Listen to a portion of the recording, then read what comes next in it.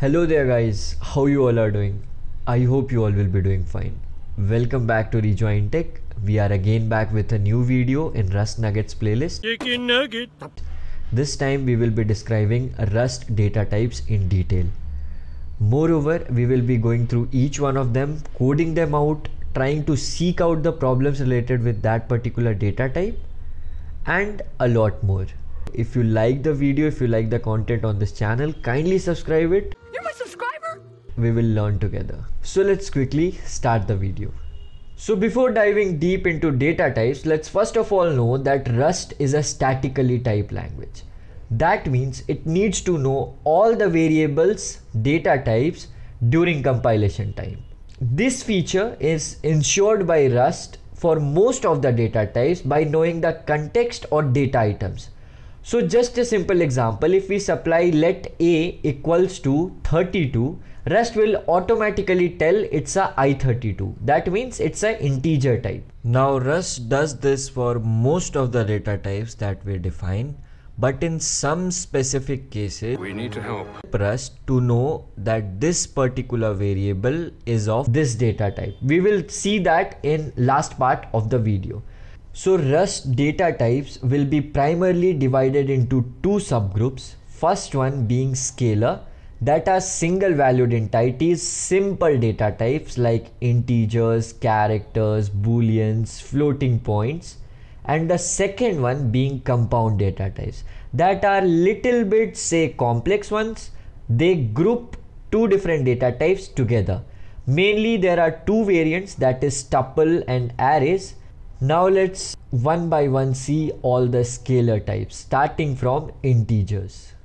So we are in our Rust Nuggets directory. Let's fire up our nvim and run our main.rs and see some examples for integer variants. But before that, let's know. So there are a lot of different subvariants in integers, but mostly in two subtypes.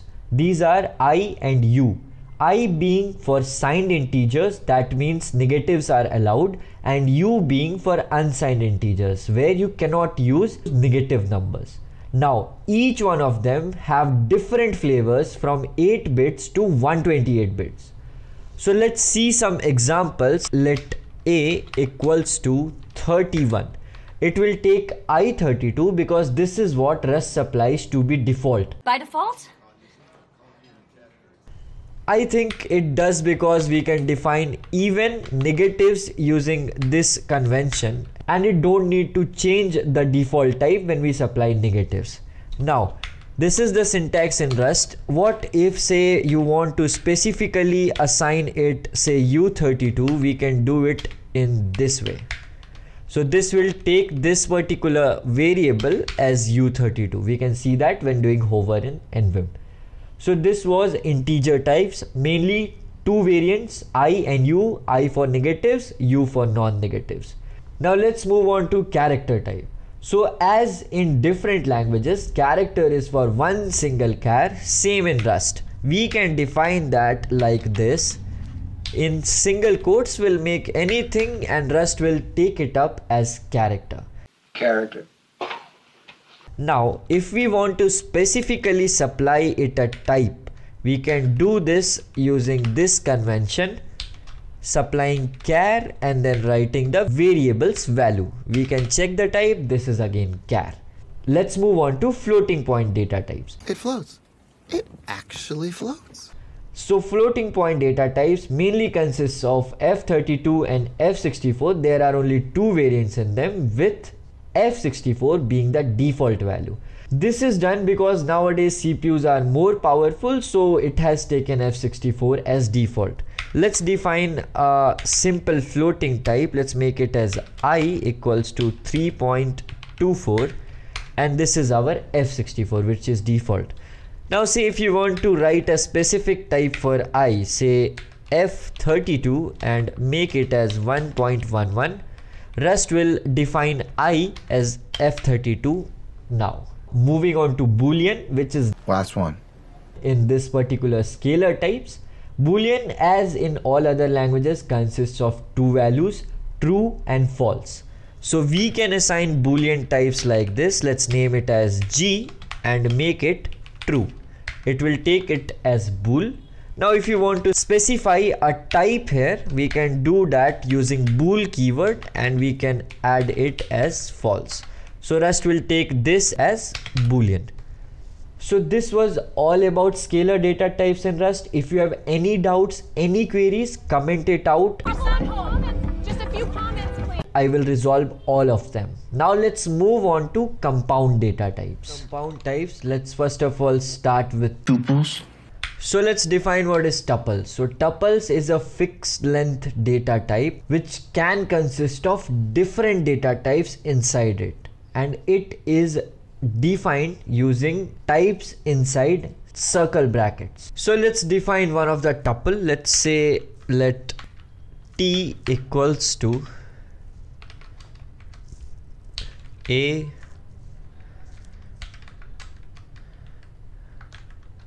two and -1.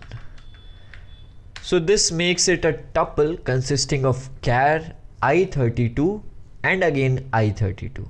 Now you can give a specific type to this particular tuple in the same way as we gave to the integers and all, but we just need to enclose the type in parenthesis. We'll name it as char, then I32 and again I32. So this is also correct, and we can check the type using this one, that is a character, integer and one more integer. So this is a tuple. So let's say if you want to access the variables inside a tuple, how you can do it. So there are majorly two different methods. The first one is destructuring the tuples and the second one is accessing the variables using indexes. So we can do the index stuff like this: a equals to t dot 0. This will give us char. Let b equals to t dot 1. This will give us I32, and the last one can be derived as t dot 2. So this is how you can access tuple variables using indexing. Now let's do a proper destructuring, and let's name it as a, b and c, and let's give it a tuple t. So this will give us a, b and c, where we can check the types. A is a char, b here is a I32 and c here is again a I32. So this is how we access tuple variables and we define a tuple. Now the last type in our compound is arrays. Let's have some dissimilarities between tuples and arrays. So tuples are fixed length data structures with different types. So we can see in our code we had t, a tuple with character and two different integer variables, but that's not a case in arrays. They are also fixed length data structures just like tuples, but they can have only one single type at a time. So for example, if you are making an array of integers, each and every type must be an integer variant, not even different flavor. For example, if we made an array of I 8 bits, we cannot store I32 in that. So this was some similarities and dissimilarities between arrays and tuples. Let's define arrays now. So now let's define our array types. Let's make an array of say Boolean type with two elements in it. So that is the syntax. We can say true and false. False. So this is how you define an array in Rust. So this is an array which consists of two Boolean members. So the syntax, as you have seen, it is first you define the type, which type you want to store in it, and the second is size of the array. Now if you want to access the variables out of it, we can do it like this. Let b equals to a square brackets and first. Can you guess what will be the output of b? Guess what? Guess what?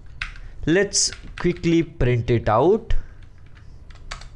We'll make it our Boolean array variant. You're all variants. And this will be B.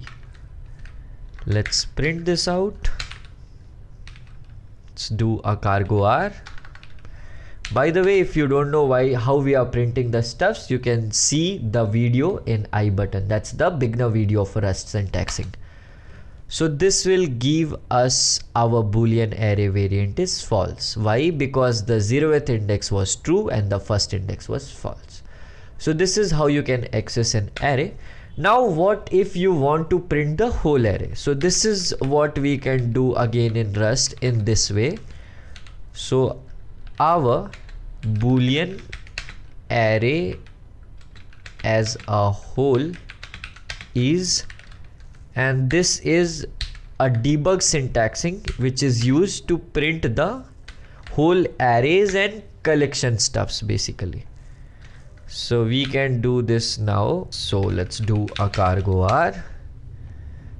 And lastly, we got this array that is true and false. In the same way, we can even print our, say, tuple, that is T.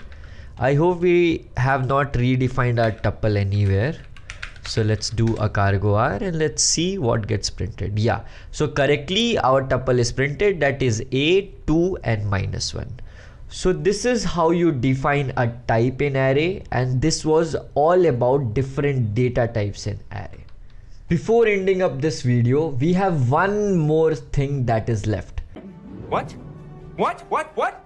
So I said you in starting of the video that sometimes Rust needs our help to tell what data type is being used. So let's see which scenario it can be. So let us make a variable that is, say, var, which we will keep equals as 32. So now it is 32 as in string, or str we can say in Rust. We'll know about strings in one single video in near future. Now if we parse it and then we expect it to say, for example, not able to parse to integer. So parse method is to parse any slice into another type, mostly in, say, integer types. So this is the time when Rust compiler is trying to tell us that please supply the type. I am not able to know in what particular data type you are trying to parse 32. So let's give it a type now. We will give it, say, i32. So this will now make this variable as i32. So if once when it was not given, that is i32 was not supplied, let's check what is the data type of this one. So it is unknown. Rust is not able to know that what is this data type. So this is one of the certain times we need to supply data types explicitly.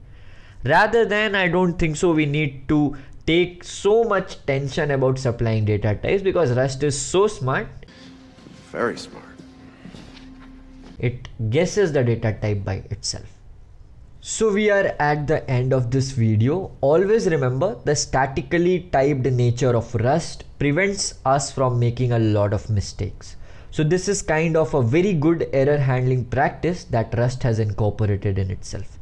Moreover, I know that after this video, you guys are able to understand the data types in Rust. If you like the video, if you are able to understand the content, kindly subscribe the channel, because I will be making more such videos in near future. My future. Mikey, he has high hopes for you. So let's learn quick, let's learn together. See you again in next video.